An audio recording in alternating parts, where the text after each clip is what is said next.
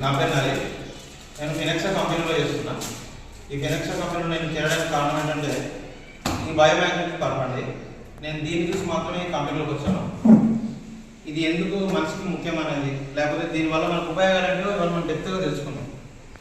మనకి every week మనకు దీనికి సంబంధించిన సెషన్ కూడా ఉంటుంది. అది ఏ రోజు అనేది సార్తో మాట్లాడిన తర్వాత ఒక రోజు కన్ఫర్మ్ చేసుకుంటాం. మధ్యాహ్నం కూడా ఉంటుంది.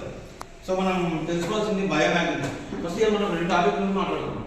ఆ 2 టాపిక్లలో ఏంటంటే ఫస్ట్ బయోమ్యాగ్నెటిక్ అంటే ఈ బయోమ్యాగ్నెటిక్ అనేది మనిషికి ఎట్లా వచ్చేసి బయోమ్యాగ్నెటిక్. బయో ఏంటంటే సహజ సిద్ధంగా మనిషికి సంబంధం ఉండదు. అది మన ప్రకృతి వల్ల జరిగేటువంటి ఒక ప్రక్రియ వల్ల ఏదైతే ఉద్భవించబడిందో దాన్ని బయోకి సంబంధించి ఉంటుంది. మనిషి చేసేది కెమికల్కి సంబంధించి ఉంటుంది. మ్యాన్యువల్ ఉంటుంది. బట్ కాబట్టి దీన్ని సహజ సిద్ధంగా ఏర్పడుతుంది కాబట్టి దీన్ని బయోకి సంబంధించి చెప్తారు. సో ఏంటంటే మ్యాగ్నెట్ పవర్ అంటే ఏంటంటే భూమికి ఇరుపక్కల మనకు ఆల్రెడీ తెలుసు